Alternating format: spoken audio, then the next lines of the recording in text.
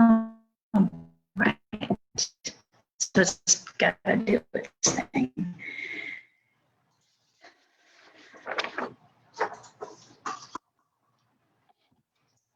I think we are live. All right. That'll be awesome if we're live. Yeah, I see us right here. Yes. Hello, everybody. Welcome back to Everything Horses and More podcast. Welcome back. All right. Today's going to be really interesting. First, let me just do our introductions. You know who I am, Caroline Best of the Untitled Horsemanship, and my lovely co-host, Sabrina Arbogast. Okay. Welcome back. Hope y'all are doing great. It's gorgeous here in sunny Florida and chilly. We've had hot cocoa. I took my jacket off. Loving it, loving it, loving it, loving it, finally. What a stark contrast from last week. Oh my gosh, all the horses had their winter coats. They're all sweating. Yeah, we shaved Zor and Lita. I was going to have Sundance shaved. You said that. I know, because she was sweating so much, but Now. we might not. We might still, you know, whatever. We'll figure it out. Okay, so welcome back to today's topic. Today and tomorrow, today or this week, we're going to be focusing, or this whole month, we're going to be focusing on training again.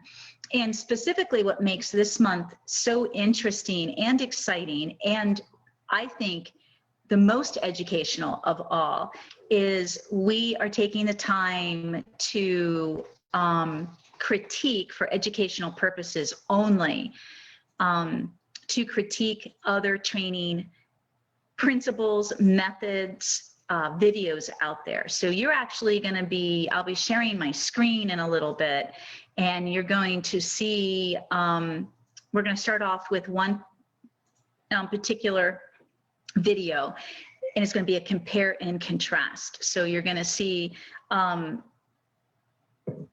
this particular trainer's way of training. And this week we're talking about lunging horses, the good, the bad, and the wrong way. And so today and tomorrow we're going to show different videos of other trainers only for the purpose of education. That's going to be this whole month when we show videos of other trainers. I'm not here to belittle anyone. I'm not here to get into a big debunking or any kind of controversy. I'm really going to be pointing out why the trainers that I'll be comparing and contrasting with my style, why it's not good. I'm going to use as much science, facts, and common sense, as you all know I do in every podcast and videos that I produce.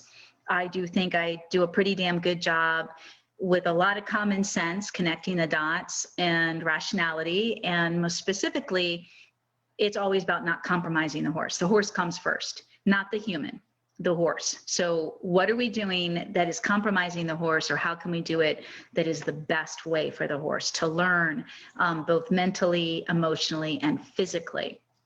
And so I have had it up to here times 100 with training. And one of the reasons why we are a revolution and a definite I'm pioneering is because there's so much of what I'm going to show you this month is predominantly populated out there. And there are fewer trainers and instructors like me that are really looking at the old classical way of training, you know, again, whether it goes to the old school of classical dressage, and not all dressage people are good either. You know, again, there's good, bad, and wrong in every discipline with horses. So I'm not picking on dressage, but I love dressage, and my training is founded on the core principles of dressage, which I'm going to read to you guys in just a little bit.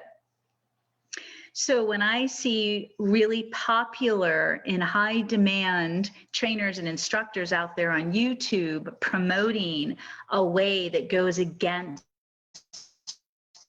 the ethics and the principles, common sense, you know, science, biomechanics, not to mention obviously the emotional aspects of the horse, the whole holism here, then I want to have something to say about that, because that's what most of you are learning out there.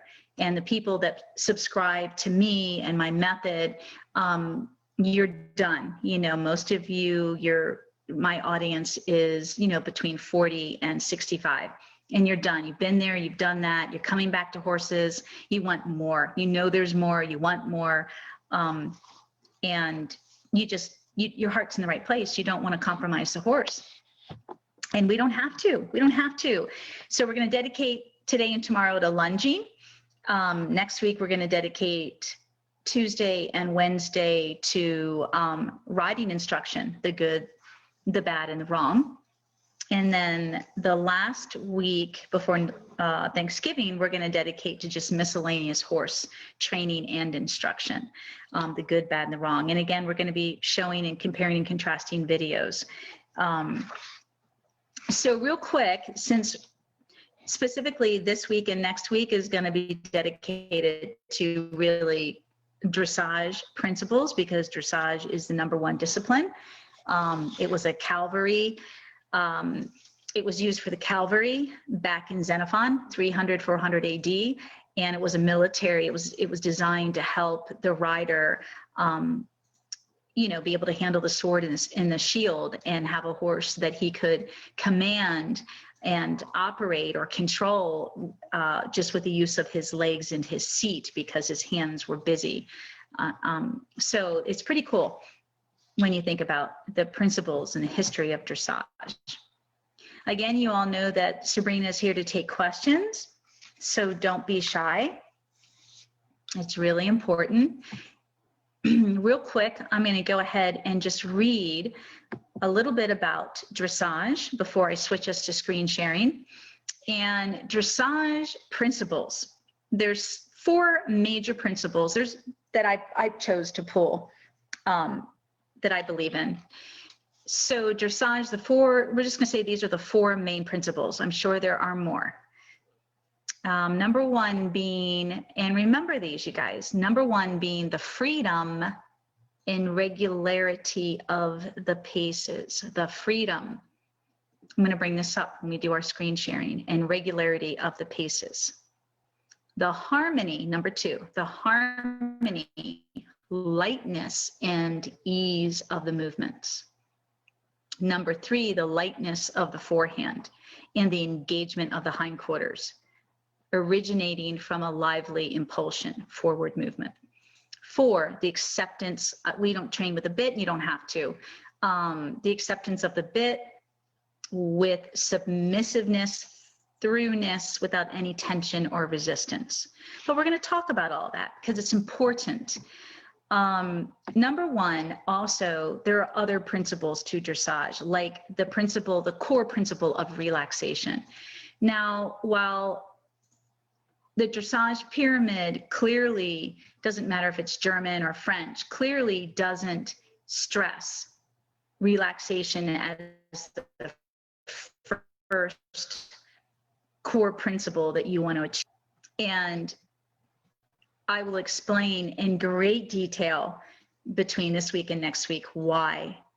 A lot of times with dressage, they want to work on more forward movement with the horse. Doesn't matter which gait you're working in, and they want the gait, the regularity, and the rhythm of the gait to produce the relaxation. And while that is true, meaning if your horse can't get relaxed, let's say you put them in a round pen and you want to work on a free lunge, and your horse goes bonkers because they've had horrible round penning experiences, and it's a trigger, because that's not normal, okay? That's not normal for your horse to go bonkers in a round pen, okay? If you have a young horse that has no fear or bad experiences in a round pen, they're not going to know what to do. Least of all, they're not going to start running around. So if your horse is running around like a nut, you are going to have to stop that and interrupt that. And that's where so many of you are faced with lunging. Your horses are just hand over fist. Probably 97, 98% of your horses out there have been lunged incorrectly and made to go, and they fear the whip. And so there's no thinking and there's no relaxation.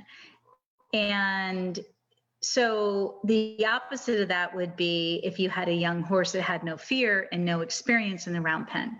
And it may be hard to get them to get away from you, and it may be hard to get them to go. But when they do go, they're not going to be stressed or tense. So right there, you can start working with relaxation. And to me, relaxation is everything.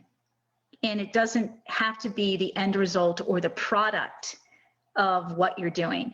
It should be in the very beginning. I mean, that's what the Mastery Membership program that I've created online teaches you. How can we get that level of relaxation? So we start with the mind, and we start with the emotions of the horse, because obviously, like our minds and our emotions, it controls our actions. And if we're upset about something or unsure or fearful or panicky or stressed, it's going to show up in our bodies, just like it does the horse. So unfortunately, most of us, like I said, 98% of us have these stressed out horses, and we can't get to relaxation. So that's why the Mastery Membership does such an amazing job helping you to get to the cause of that stress. And that's how we rebuild and start all over. And then we can start creating the beautiful relaxation in the movement. So if the first core principle of dressage is the freedom and regularity of the paces, you ain't going to get freedom, and you ain't going to get regularity and rhythm if your horse is stressed out. So that's one of the things I want to talk about that's so frustrating. I think everyone should learn dressage, number one, when you start out with horses, but you've got to learn it correctly. And honestly, there's very few people teaching it correctly. And the people that are teaching it and the people that have the most popularity, and I'm going to expose one of them shortly, they are not teaching it correctly. They are not teaching it correctly. At least not to this off-the-track thoroughbred. So if you want freedom, and regularity means you have an even tempo. The horse is not speeding up, stopping, slowing down, changing direction on you, which is all panic, right? So regularity means 1, 2, 1, if you're at the trot, 1, 2, 1, 2. And through regularity, you get obviously rhythm. So we want freedom, regularity, rhythm of the paces. You are not going to get that if your horse is stressed out. So that's why relaxation is so important. Now, if you have a young horse, like regularity, because the young horse is going to be like, well, I don't want to leave you. I love you. We've got a great bond, or I'm curious about you, or I'm just relaxed and naive. And then once you start getting them going and they understand that this means go, you're going to look for regularity and rhythm. And when a horse can produce the regularity and rhythm, that means they're pretty relaxed. And there is when the freedom of the movement is going to show itself. So number 2, harmony, lightness, and ease of movements. Yeah. We're always going to be building on all of that. You know, you want to look for that in the beginning, but that's kind of upper level too. The lightness of the forehand and the engagement of the hindquarters, you're always working on that from the very beginning, and in your lunge before you ride. So one of the things that I teach predominantly in my method and in the Mastery Membership is that we always want to produce the movement of the horse. We want to produce it on the ground before we ride it, for many reasons. You know, during the development of that movement that we want to ride, that we're producing on the ground through the lunging styles that I teach you, during that process, we're working on the mental and the emotional of the horse. So if your horse has any stress or issues or fear of lunging, we're working on all of that at the same time. And then of course, we're working on the purity of the gait and straightness and balance and self-carriage. And even if that means we're only doing it at the walk, the gait of the walk, that's beautiful gait. And there's a lot that can be achieved at the walk as far as strength and balance. And then that's going to make it a much smoother, regular, fluid movement for you, the rider, to ride, not to mention the level of connection and mental engagement. And we're always looking for a balanced horse, emotionally and mentally and physically balanced horse. So we're always working in steps that build. So the lightness of the forehand and the engagement of the hindquarters is always part of that process. Again, that's, you know, something that we're always working towards and we're always working on. And then the fourth, the acceptance of the bit with submissiveness. You know, we can just replace the bit with the acceptance of contact, because we're bitless in my method. So it's contact. And with submissiveness, trueness without any tension or resistance, it is absolutely unnecessary to train your horse with a bit. You don't need a bit. And as I mentioned before, when we did in September, I think it was when we were talking about training again, and I was bringing up some of the great masters like Nuno Oliveira, you know, in the Spanish School of Riding, remember, they don't train with the bit. The horse learns what I'm talking about without a rider and without tack. Now they do have the long lines. I think they do use draw reins perhaps. But the point of, especially in my work, is we want the horse to develop self-carriage. We want them to develop their own carriage organically and naturally with the least amount of equipment. Because every horse, if you really believe that every horse is an individual and they all learn a little differently and each horse has its own body and its own experiences, obviously, then you have to honor that. You can't push them all into, they can all learn the same things, which I teach, but you can't make them wear all the same equipment. You know, every saddle fits a horse differently. And that's a lot of what I can't stand out there in life in general, is there's a lot of talkers and very few actual doers. So a lot of people that say a lot of shit to seduce you, lure you in, get you to buy their stuff, smoke and mirrors, and they don't produce. And some of it's really scary because some of them really believe what they say and what they promote. And yet when you have a trained eye like I do, you look at it and you're like, you've got to be kidding me. And we are going to be looking at one of those people today. Again, I'm not out to purposely criticize someone or hurt someone. This is educational purposes only. We even have a disclaimer to say this. But it's really important to me to bring a lot of this to your attention, to the world's attention, because something has to change with the way we treat horses and the way we train horses. I don't even like to use that word anymore. The way we develop, the way we should be developing. Are you training your child or are you developing your child? Are you training your dog? You know, all these higher intelligences and species, well, we know humans is very intelligent, but even our dogs, and of course our children are humans, but it's like, are you developing your child or are you training them? With your dog, are you training your dog or are you developing your dog? I could say I'm training my dog, but I'm really developing my dog. I'm developing my dog to work with me, to understand me. Same with my horse, to work with me, understand me. I need to understand them. It's equal. I need to understand them. We need to learn to work together. And because I'm going to be the leader most of the time, because I've got the brain to be a leader, you guys, in this dynamic, then it's up to me as a leader to show my horse and teach my horse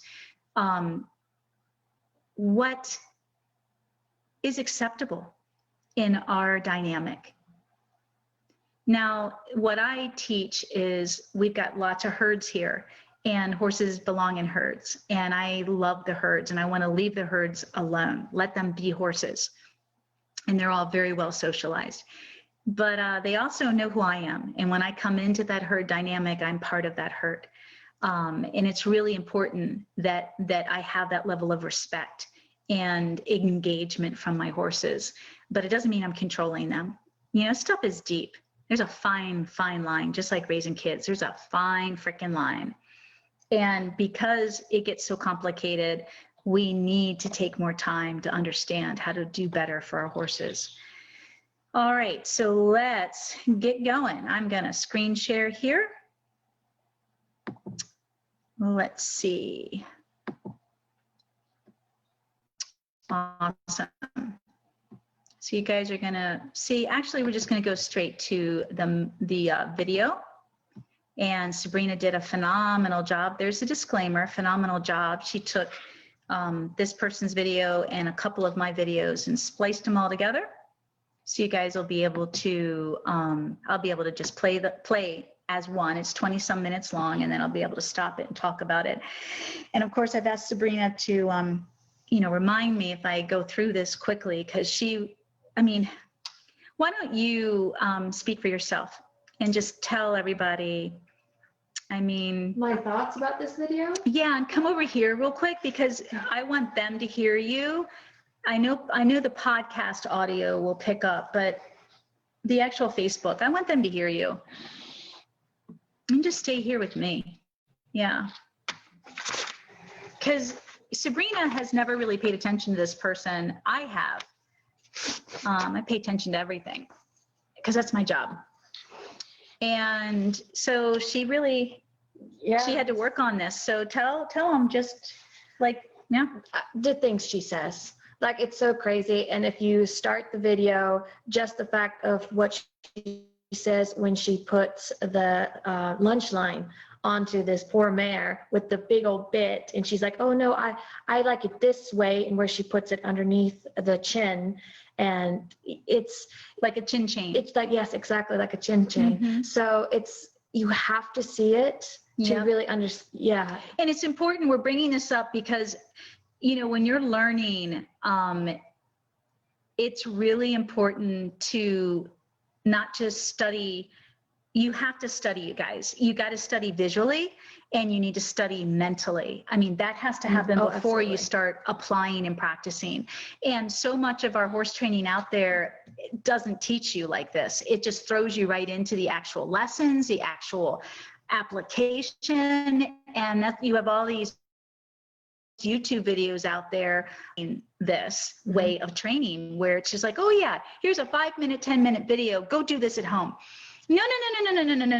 Don't do it at home.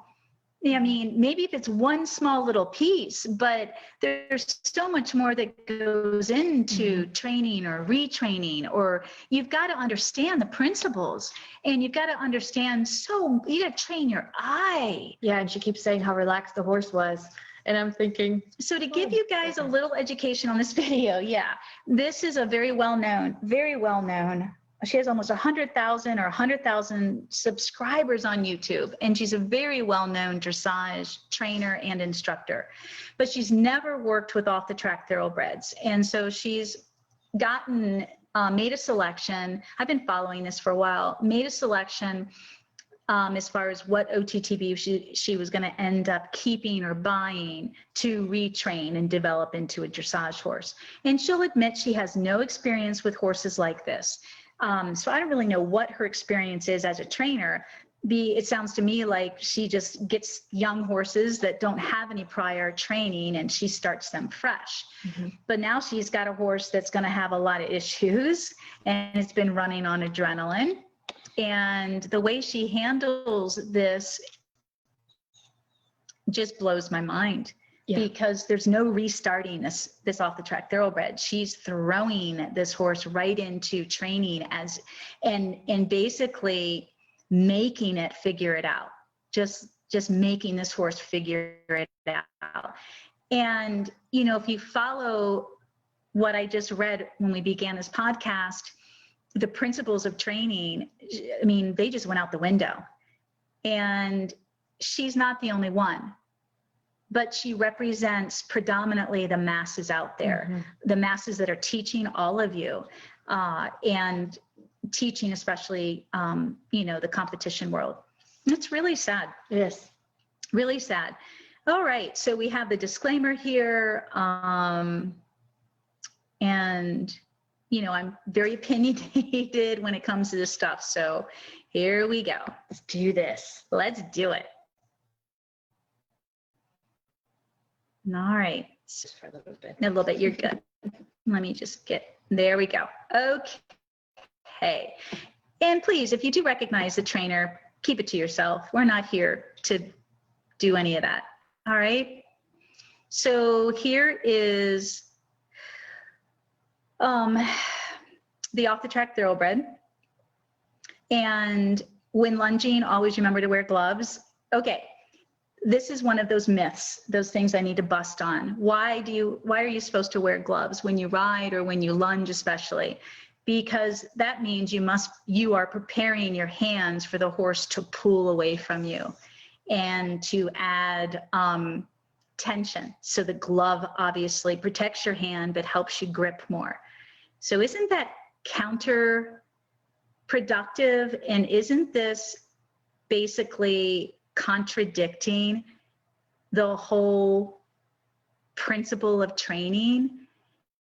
If you're following classical dressage, where you want the horse to be introduced into relaxation,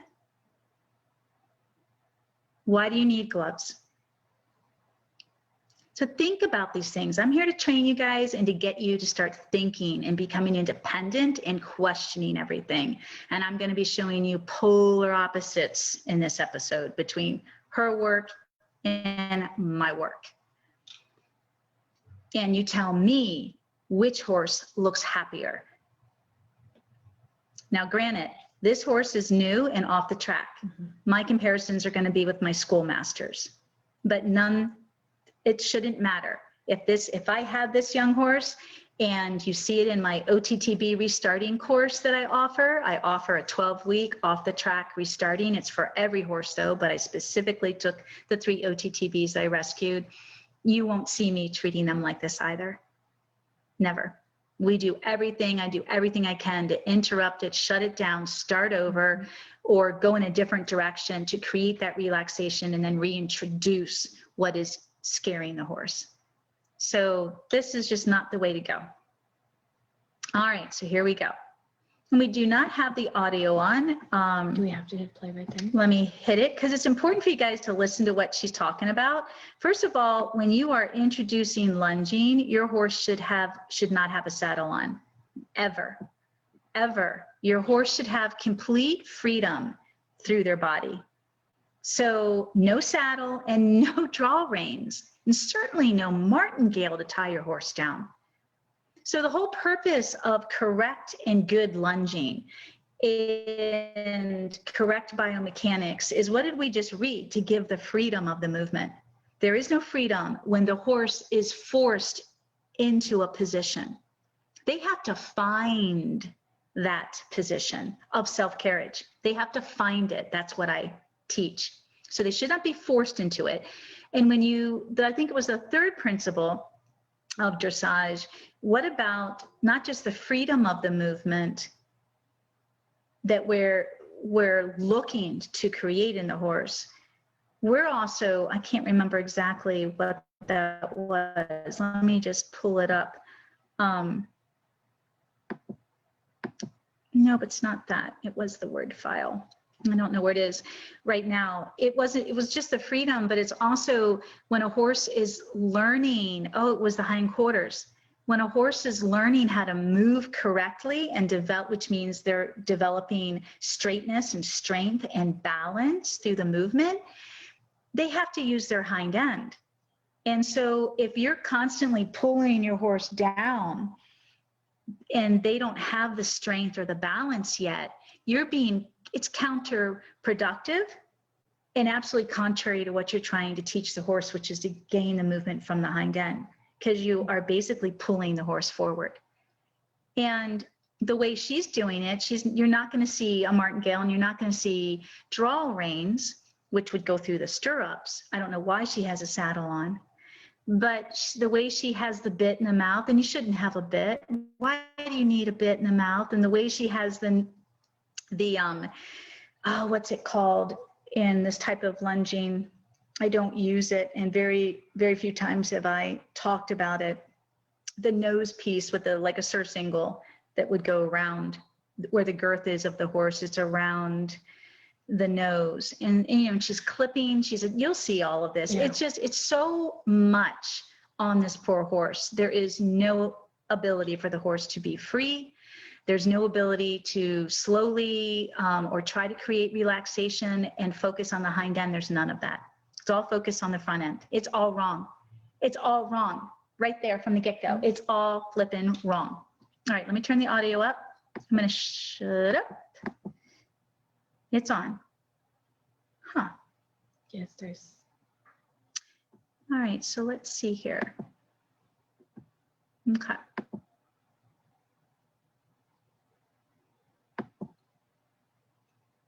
So it's on, but it's not coming on. Still has the X right there. Huh. I don't know. All right, let's stop it. And give us a little bit of technical issues here. There we go. All right. Okay, here we go. If the horse runs through your hands, it hurts. So lots of people ask with the lunge, they don't like it just on the inside cheek bit. I don't mind it on horses that aren't bulging through the shoulder and doing things that aren't, because then basically I have the inside of their mouth. So I can talk to them with the lunge rein and play with my lower fingers just as if I was riding them, and I get to play. So this is way too much. You're totally overfacing and overwhelming the horse. Shouldn't even be worked like this. Why would you want to play with their mouth when it's all about their hind end, right? Why would you want to play with their front end, their forehand? And why is she correcting this horse? There's no correction. The horse has no education. She does that a lot. I know she does. So the horse mentally and physically has no education. You shouldn't be correcting them. You should be teaching them. You should be developing them and showing them how to work their bodies the best way. And so, you know, when you are developing a horse into the ultimate riding horse, you do need to develop them as a professional athlete. All right. If not, they're going to break down mentally and physically, especially over time, physically. So you do need to develop them into, and that's hard for a lot of people to understand, because you think, you know, the horse is so powerful and they play and they run throughout the day and they do all these spectacular movements. But you have to remember that when they do these movements, it's for short periods of time and sharp bursts of energy. Now we get on and ride and we add our weight and our natural influence and our lack of balance and all these signals and communication and aids, and we're all over the place. And then the horse is being ridden or schooled or trained so many hours a week. And most of the time these horses are not developed to handle that amount of physical and mental pressure. You got to build them slowly. Slow. What happened to slow? Why isn't this horse being taught to walk? And you don't need to be in its mouth, because if you do this correctly, you understand that the horse is going to naturally, it's like Pilates, I call it for horses, in the walk, that you're going to be working on stretching the horse at the walk, lengthening the stride of the walk. So like Pilates, the more you stretch, you lengthen, and the more you lengthen, you strengthen.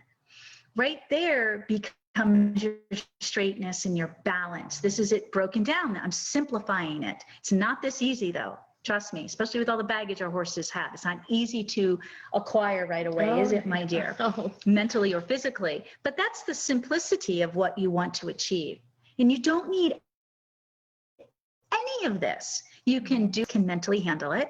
And if you've got to go online, we just use a rope halter and a 12-foot lead rope, but we walk a big circle because the horse cannot handle a small circle until they get really balanced. But everything that we teach I teach is about self-carriage. Let the horse develop this, the top line, the longitudinal stretch, and all the muscling that is necessary, and balance. So this is just all wrong, but let's keep listening, because this is predominantly what's being taught at all levels. And even in your English, your backyard trainers, this is it. With my inside rein and my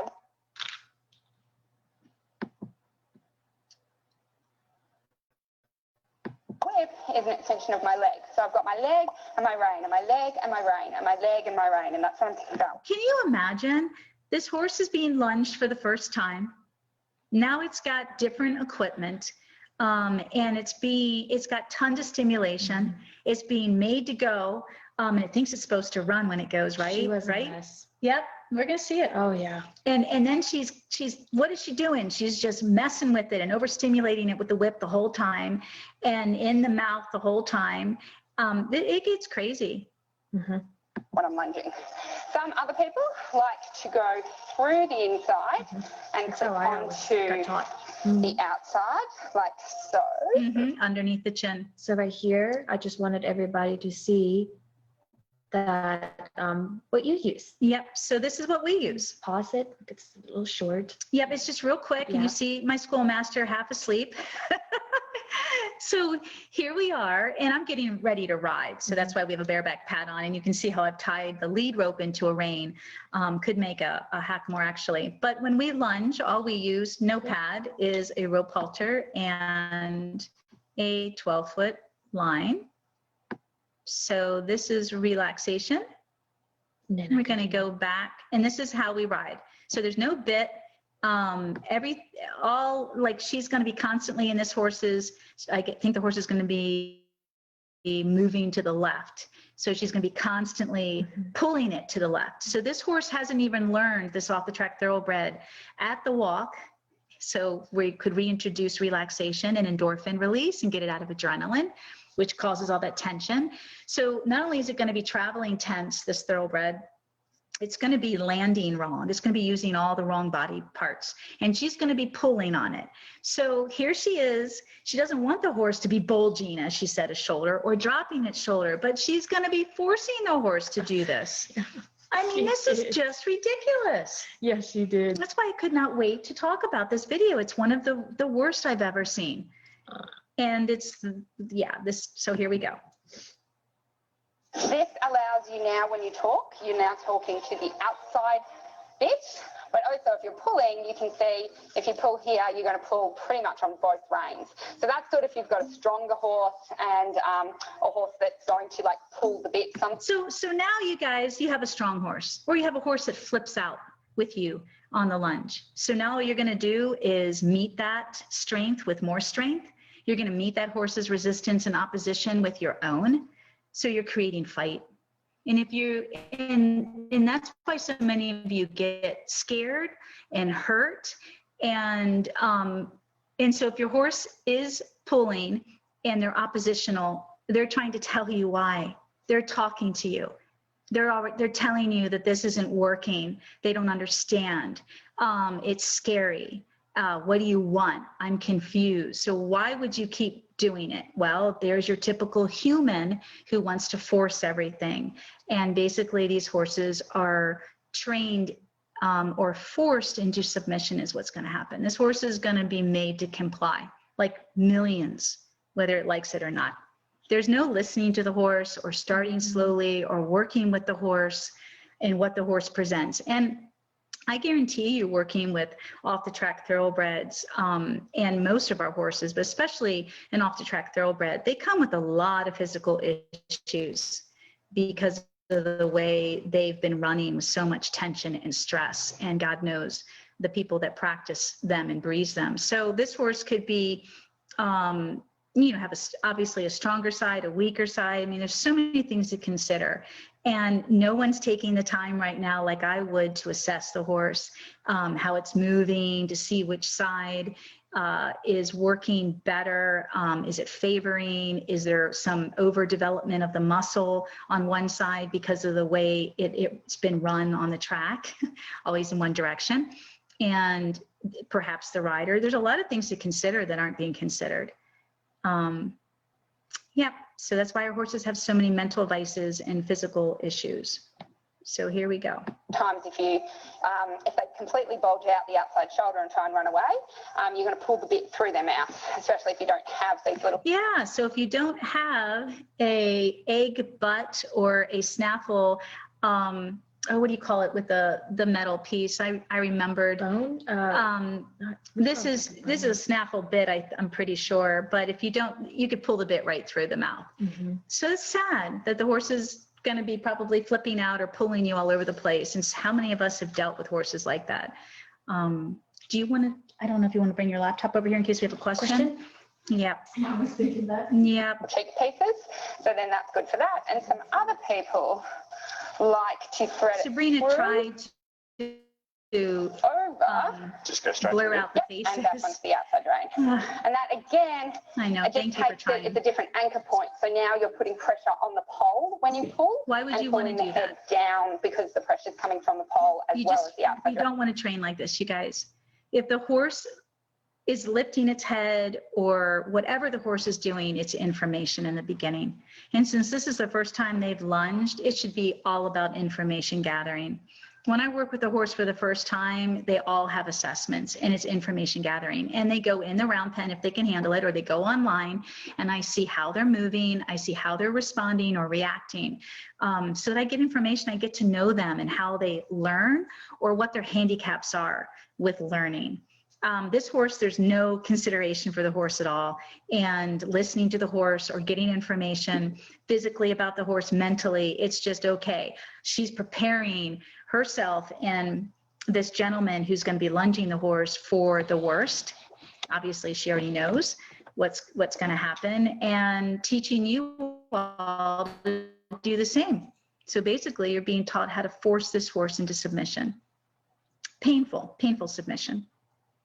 Can you imagine what it's going to feel like on that horse's mouth when it's yanking and you're yanking back? And then you have pressure under the chin and over the pole. Right, as well as the inside rein. So again, it just gives you more strength. I don't like, more strength so when to I'm fight. pulling, I like to know what I'm pulling on. When I pull on this, I'm pulling on her pole, her outside rein, and her inside rein. I don't like that as much because maybe I don't want to pull. I definitely don't want to pull on her pole, so I don't like that one. I am only pulling on this rein. So I know exactly what Horse is going to be lopsided no matter what, though. happening with the mechanics of what's going on. But they're petting the horse. They must love the horse. This is where the confusion comes in. It's like, come on, people. I don't care if he kisses that horse and tells you how much he loves that horse. This is wrong. Like I said, the lunge is my rein. So when I get on her back, what I do... It shouldn't be the rein. That's not the purpose of lunging, okay? The lunging is not to teach your horse about reins or contact. Lunging is to develop the horse without aids. It is to develop the horse so the horse finds what you're setting them up to find, which is straightness, balance. Use their hind end with minimal aids as you're pushing the inside legs underneath the horse. This is all wrong. With my reins is what I've been doing with the lunge. So Do you have any questions? No, ma'am. Everybody's just very obviously I'm not on very her upset about. Well, guess what, guys? You need to share this. Thank you for being upset, but we need to reach more people. And even if they disagree, we've got to get this out there. This is wrong, and this is predominantly what's being taught at all levels, at all. And I can't even get into reining or Western pleasure. You talk about abuse and forcing the horse down and tying them down and crippling their bodies. So it's in every discipline, okay? And it's got to change. I have Miss Allison asking a question. Yes, Miss Allison. So the 12-week restart program, is that good for any horse someone brings home to start over in the correct manner? Yes, Allison. The 12-week OTTB restart course is for every horse. And they followed my mastery membership program. So I talk about it in the course. They went through the 90-day program that the mastery membership provides. And we just took the OTTBs, but it's how I handle every horse. So it's not going to be a step-by-step, but it's deep and it's juicy and it dives in because these horses are all unique. The 3 that I use during the 12-week, I still have Joey and Lovey. I was able to sell Billy to a student of mine. That's the only time I would sell a horse. They made a great connection. But yeah, their challenges that they have are pretty common with restarts. You know, even though they're off the track thoroughbreds, your other horses that need to be restarted all have issues with lunging. These guys didn't know lunging, but the minute you put pressure on them, the thoroughbred, they just blew. Okay, so that's every horse really. Every time you put pressure on a horse, most of them have had such a bad experience with pressure. So yeah, they all blow. So you bet, Allison, it's a great course. But if you really want a step-by-step, it would be the mastery membership. All right. So I don't have legs on her. I can't tell her to go. So the whip becomes an extension of my arm and an extension of my leg. Now the biggest thing is when you're lunging, you want to make sure that you are in I'm so not good at geometry. It's triangle. The line from the tail to me, whoa. One of the things I want to bring up with this, there's so many, is there's no connection. And you guys know me, I'm all about connection. So it's, again, if I had a horse, this was the first time I met this horse and it came to me for a restart program of mine, we wouldn't even be doing this. I would, and you see the videos on YouTube where I've taken plenty of horses and you see how I assess them. I want to get to know the horse. And obviously the horse is not going to probably want to get to know me, is going to have trust issues, not able to connect. I get all of that. But it's my job to talk to you guys about the purpose of assessing horses for the first time, to get information, to get an accurate, the best accurate possible you can accuracy on how the horse learns, what it's afraid of, so that when you introduce it to your program, my program, you know what you're working with. And, you know, and that takes a lot of experience to understand how to help the horse learn. But she doesn't care about that. You know, she just is going to show you guys her way.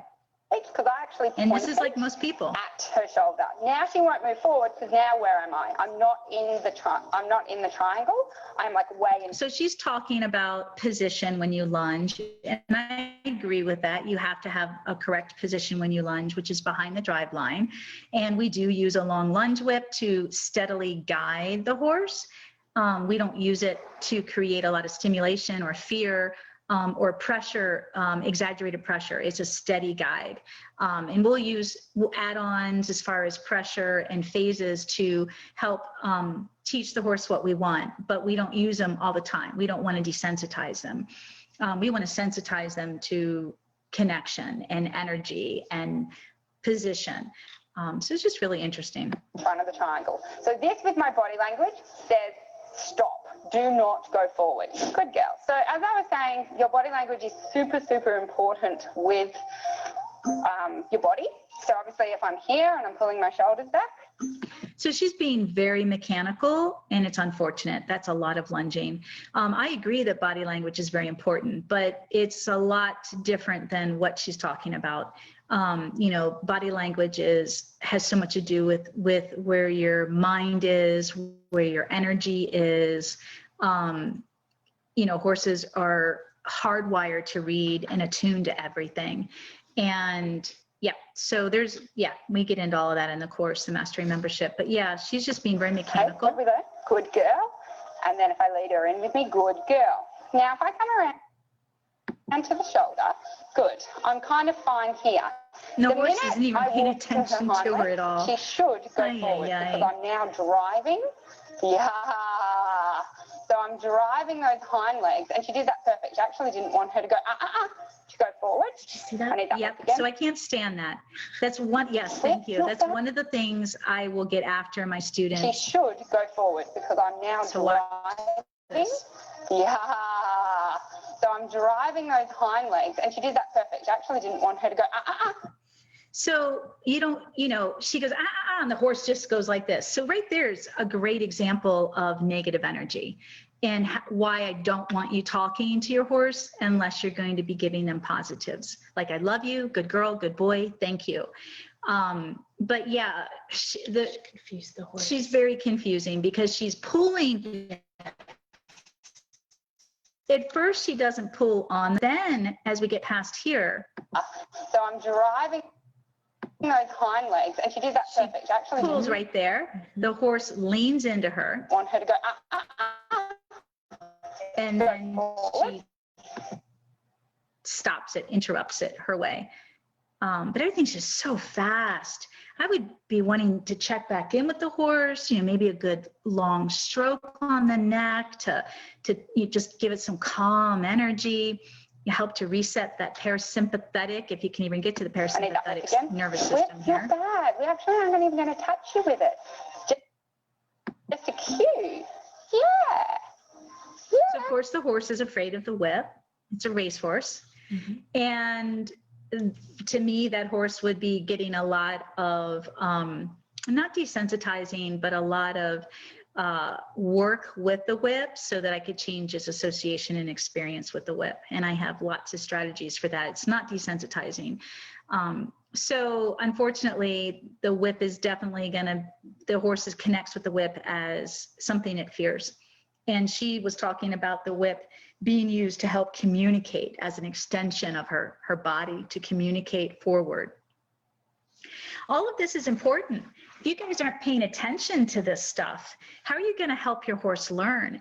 And unfortunately, most of you guys are not trainers. You don't have the experience to handle what happens to your horses when they're treated this way. That's so frustrating and it's sad for me. I'm here to help you guys. You know, that's why you need to get out there and retrain and train your own horses. Because you take lessons with people, predominantly people like this, and most people are going to follow her because she's so popular, and that's all they care about. They don't care about whether or not this feels right or looks right or how the horse looks during the whole process. You know, people get caught up in that. It's their ego. And, you know, and it's just really sad. So you don't want to be taught this way, and you don't want your horse to learn this way. They're not learning anything except a fear. Yeah, we're okay. So I'm in front of you, so you can't move. Oh, so you can't move because I'm in front of you. And I like that one too. Like, what? Yeah. She's very controlling. In front of you, so you can't move. So she has to learn, I own all the space, not even my space, but around me. So if I'm saying don't move and don't break through my space, you don't break through my space. Good. Now, I'm going to point the whip. Perfect. Good girl. At her hind legs. And you see how she's just crossed it? Does she? Does she cross? She's like, you see how she crosses? Her hind leg over. No, This is me teaching her leg yield. You're lunging, you're always doing the balance of, do I need to stop the shoulder or do I need to get more hind leg? Ay. What a mess. All right, so let's get them going. Sorry guys, some of the black spots I didn't know if Carolyn wanted to talk about. No, it's all good. We just paused. All right, so now we're going to hook this guy up to the end of this horse.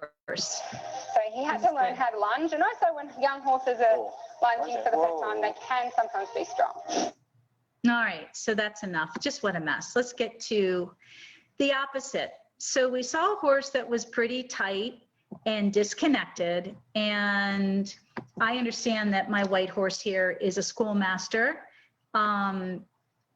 But this is, what I want to impress upon all of you is that if my horse was stressed out or disconnected or new to me like that OTTB, I would do everything I could, and I would, until I got it here.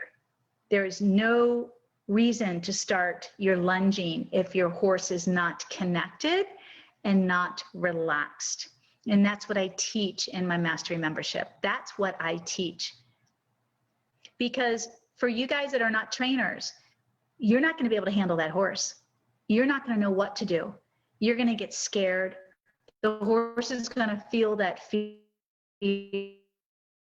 It could start bend under saddle. And so that's why I wanted to show Sundance. It should be this way. This is where you will begin your lunging. So that if your horse does not show up like this from the very beginning, connected, asking questions, engaged, trusting, confident, alert, focused on you, and you have minimal age, you're out of its mouth, you're out of its face. Yes, she does have the bareback pad on. I forget what this video was for, but we don't lunge with the bareback pad. You should not be lunging because the horse is not listening to you and the horse is not learning. And unfortunately, that's why a big reason why y'all have accidents, whether on the ground or riding, because you're taught the mechanics and no one is teaching you how to get to the heart of the horse, or how to develop the cognitive side of your horse, which makes your horse a thinking horse. They're not teaching you that. They're just teaching you how to deal with a really reactive horse, or they're not training your eye to, like, instinctively, that's why you're here. Oh my God, this doesn't look right. This doesn't feel right, but you don't know anything beyond that because nobody's training you the right way. So here's Sundance, real pretty face, really happy expression, one ear on me and one ear forward. And that's all we wanted to show is the complete difference. Go back to walk. So here's this horse pulling, speeding up, irregular, should not be cantering, Sorry, horsey. bucking, scared, So you can and see humping there's up the and pressure. bucking. Her environment changed. I'm trying. So she's making stirrups now have come loose. She didn't even tie the stirrups up correctly. So stirrups are loose and banging all over her. And she's making every excuse which is what you all are taught because you've all told me this. She's making every excuse about that this is normal behavior. The environment changed for the horse. And I'm sitting here mortified for the poor horse because the horse has so much tension and fear. It's in its sympathetic nervous system right now. So it's producing more adrenaline, which is feeding its survival instincts. And basically when a horse is on survival mode like this, they're not thinking. They're not thinking. They're not going to want to connect. And you're training all the wrong things. And so what happens, I don't know. I'm not going to watch this horse go through the retraining process, but she is advertising that on her YouTube channel. So because I know damn well that this horse, it is going to come out nice because she'll kill herself to make sure that this horse looks good. But what's going to be sacrificed and compromised, I don't even want to know. And I guarantee you that the horse will end up going into the freeze mode where it will check out, shut down, and submit. Seems like she's smart. She chose a really mild, passive, or submissive personality. She's smart. If she was smart, she would have done that, which means a horse is going to be easy to submit. Get out of the way. Yeah, but then straight away the pressure comes on. What's her go-to? To go. And you know, you just don't want your horse running around like this. They're, like I said, they're using all the wrong body parts. They're learning to be stressed in this movement. They're not balanced. They're not straight. That's a good thing. The potential of them hurting themselves is very strong. And yeah. Yeah, you always want the horse in front of the leg, but you want the horse in front of the leg because the horse is in front of the leg. There was no leg on. Phil was not pointing the whip to her hind leg, asking her to move forward. She just goes. And look at the pull on that bit. That horse wants out of there. Because,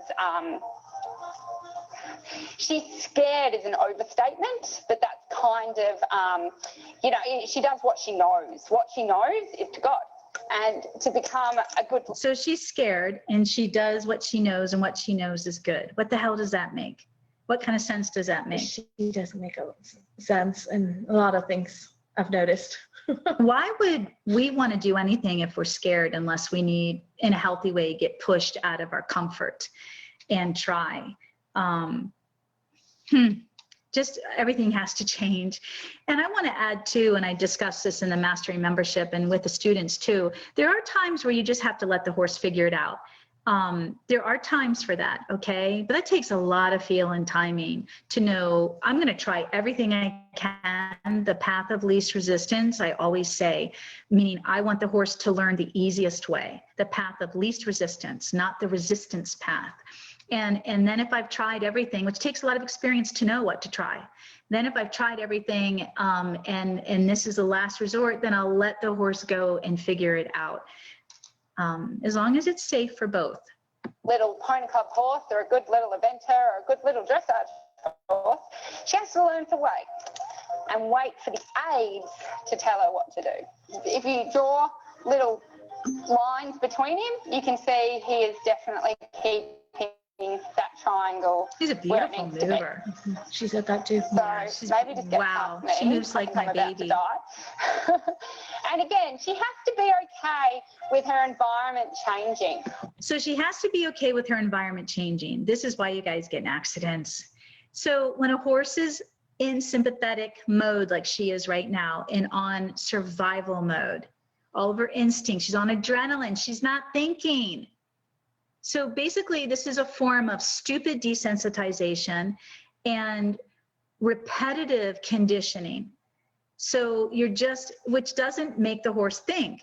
So while the horse might get used to this environment and kind of dull out, it doesn't mean that the horse isn't going to overreact in a different environment. And you can say, oh, well, I predict that because the horse can be overreactive and the horse doesn't do well. But then you're creating an overreactive horse. Because every time it gets in a situation that it doesn't feel comfortable with, it goes into survival mode because you've already created that.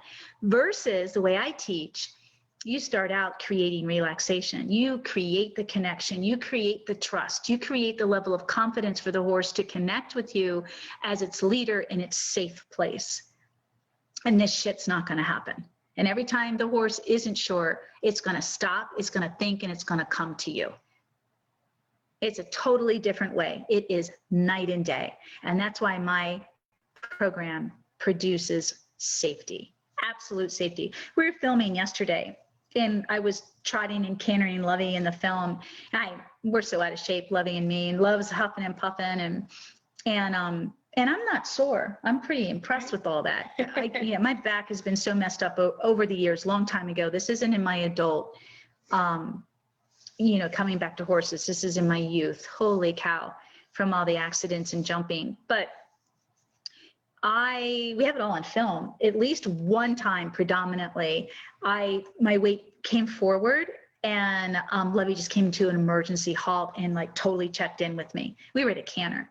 I was laughing, and I was hugging her. I was like petting her. I think you were messing with your. I was messing with my bra straps. Yeah, kept coming down. So that's what happened. Yeah. So I went like this with my left one, and just because I shifted my weight forward, and I was I stopped thinking forward. I stopped looking forward, and I was like this. Love just stopped.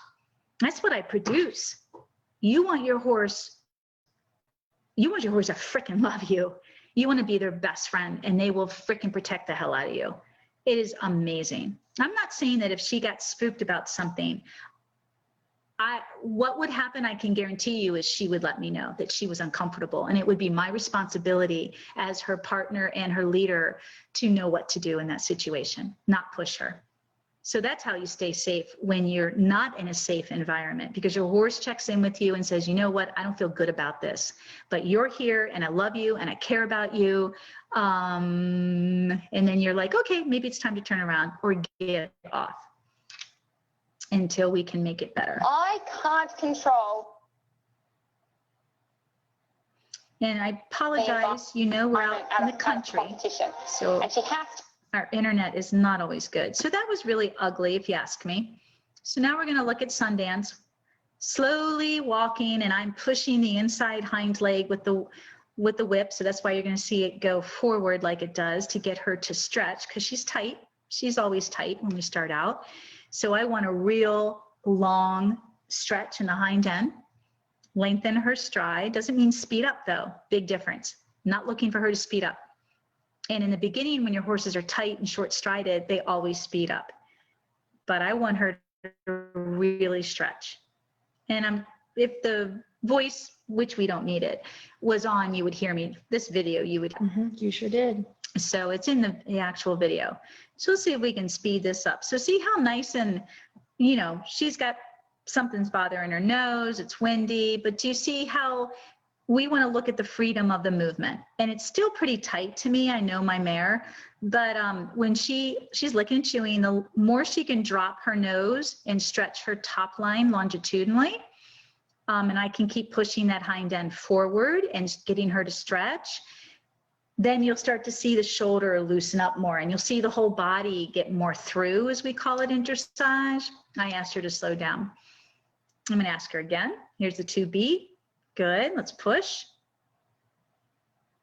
And it's a much smaller circle because she's a schoolmaster. We don't need a big circle right now. Notice how there's some slack in the rope. She's not pulling on it. She's connected. She's focused on me. And now we're just asking for a nice collected canter. I would like to see, she's tight. I would like to see that she didn't raise her neck for that canter, but that I could push her hind end more underneath of her. And I know I'm talking about all of this in the video. So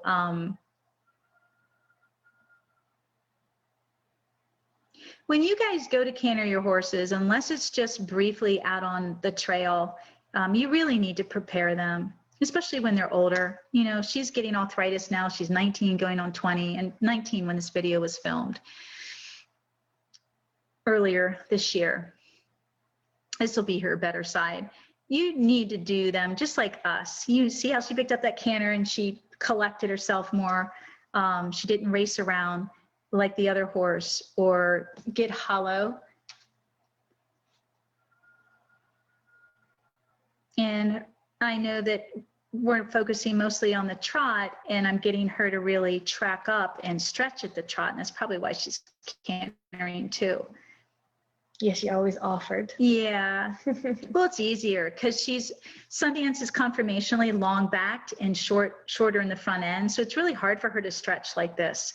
You have to know, there you go. There, as soon as she really lowers, you see the movement get more free. So it's hard. So she's going to pick up the canter because it's easier. Yeah, there she goes. Now I just keep working with her. You owe your horses this. And if I were riding, it would be at a walk. I would really loosen her up at the walk, especially if we were out on the trail. You don't necessarily have to spend, 20 minutes at the lunge loosening your horse up. You don't look stretching. like him. Yeah, no, I don't look like him. He was trying to catch him. I know. So when you see a lot more freedom, or the rope is a lot looser on this side because it's just a better side for her, for physical reasons. There she comes. Yeah, there she goes. Yeah. So we're just going to go past this and let's look at this mess. Can you again. just go in front of her shoulder so everyone can see? You don't want that. Do you see how the horse tripped? The horse is so stressed out and the body is just so tight, and you see this hollowed out tension. I know that the legs are tracking up beautifully, if not over tracking. The stretch is amazing in this horse, but she never relaxes. She never relaxes, like Sabrina said. Now Can she's you going to just trip. go in front of There her she shoulder goes. so everyone can see what happened? You can't tell me that didn't hurt.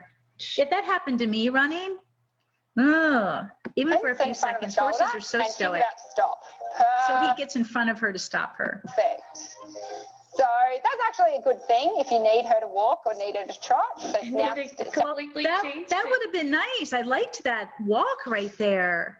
Now we're starting to see if they just keep her at a walk. Look at her. She can get relaxed. She didn't walk. But that's look, actually a good that's thing if you beautiful. need her to walk or and need then her to trot. and then But you change now start walking That wasn't towards me. the back of her, but keep her on a 6 meter circle. Yes, and you can see where's his shoulders totally away from her.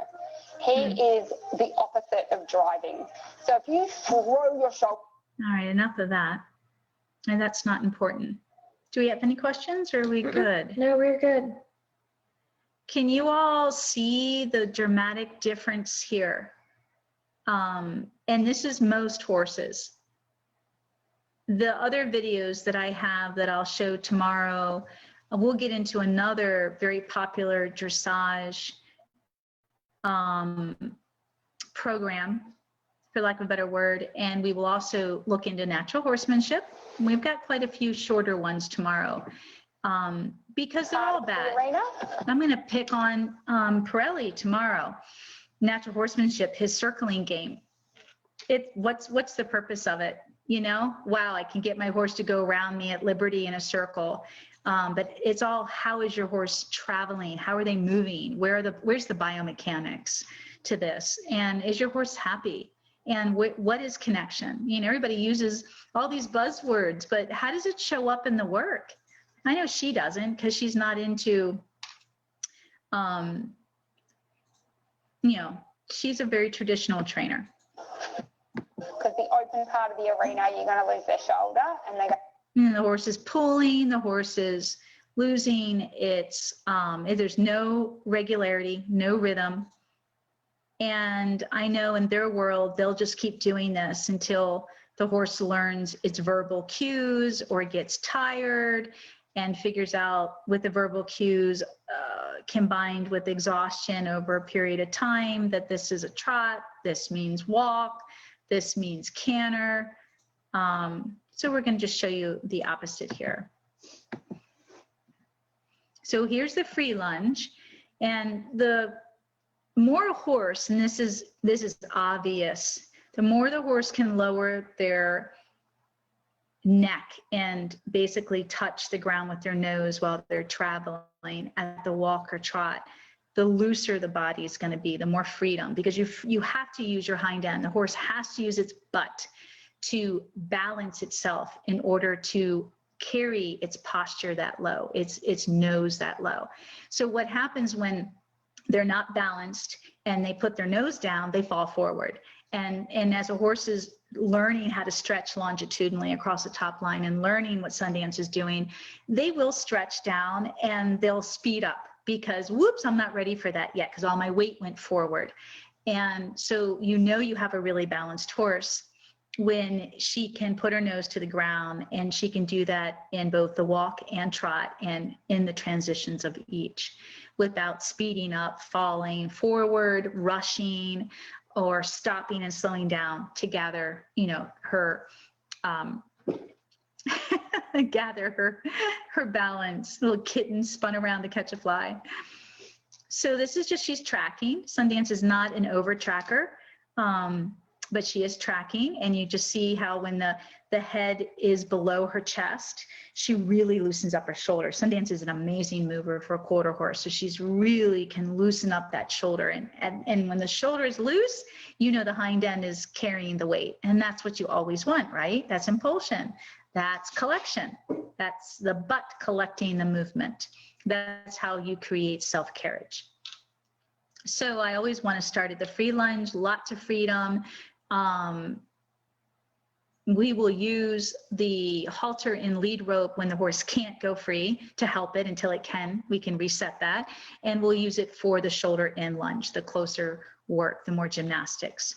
So the more Sundance, and the right, as you can see, the right, traveling to the right is easier for her. She, because she's putting, so real quick, the biomechanics, and then we're going to wrap up. Horses will thrust off. They'll use their outside hind leg to thrust, and they'll always use their inside hind leg to capture their weight and their balance, always, at the walk, trot, or canter. So when a horse is cantering and they're picking up the correct lead, they thrust off with the outside hind, they catch the weight with the inside hind, and that is how you set them up correctly for the correct lead. But you've got to know how to position all that, and then you train them so they know. They naturally can do it too, but when you want to train it on cue. So you're always working, like I am with the whip, to push the energy forward and to focus on that inside hind leg, because the more that inside hind leg can stretch, it's like Pilates, the more it lengthens and strengthens, then it also is the weight-bearing leg for balance. So it's really important.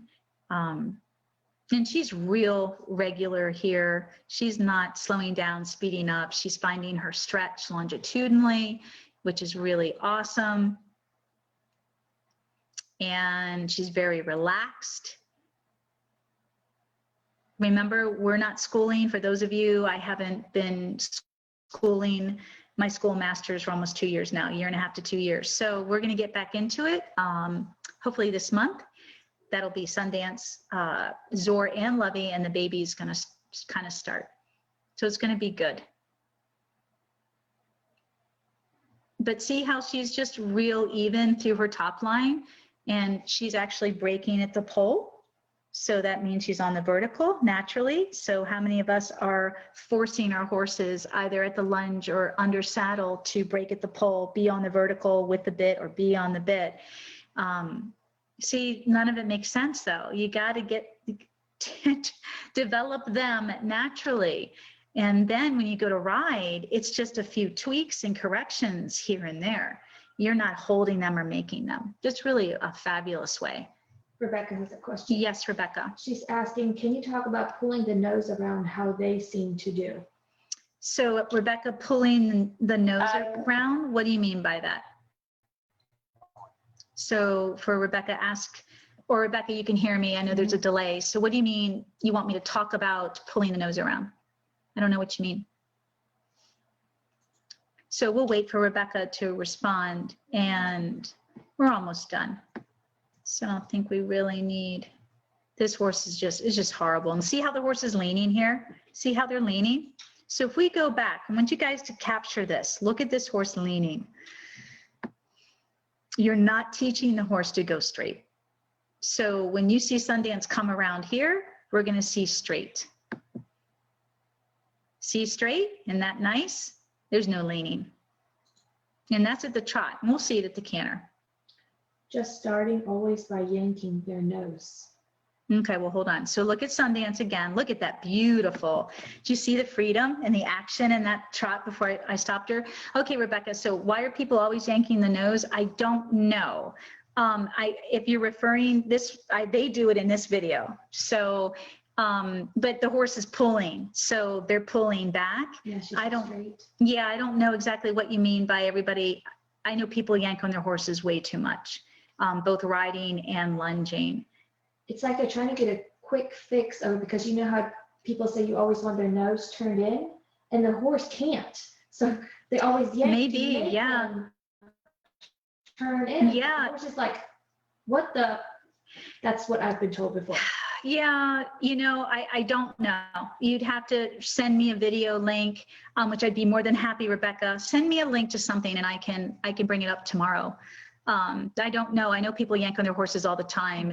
So, you know, my whole point is if you fix the hind end and you develop the hind end, everything else in our whole riding, no matter what discipline you do, is going to fall into place and be so much easier.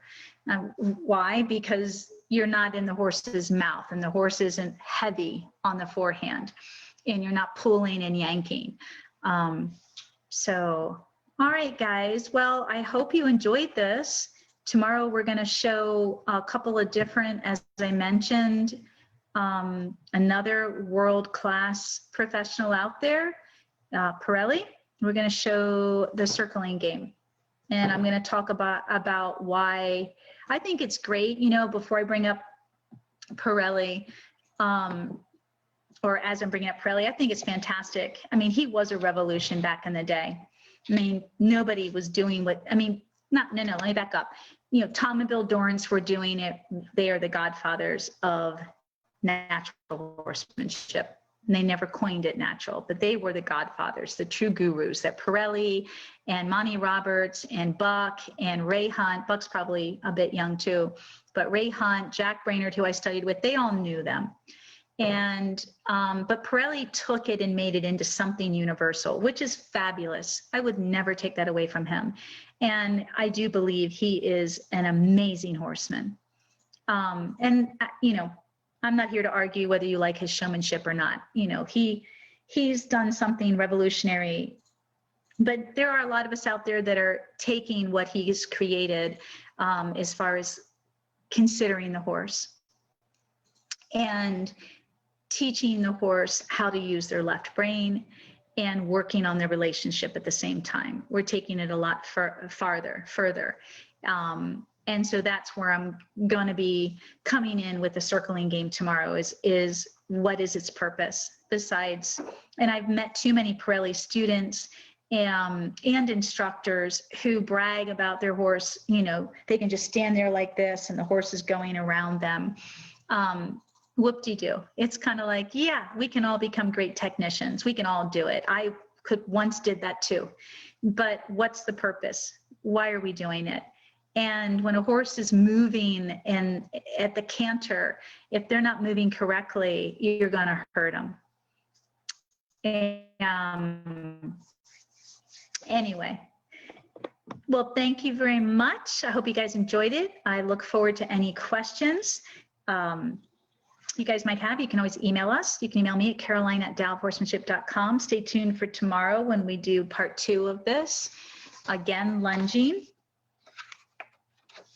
And again, send me any questions that you guys might have. And we will touch base with you later. Have a great day and thank you very much. Bye. May you always be one with your horse.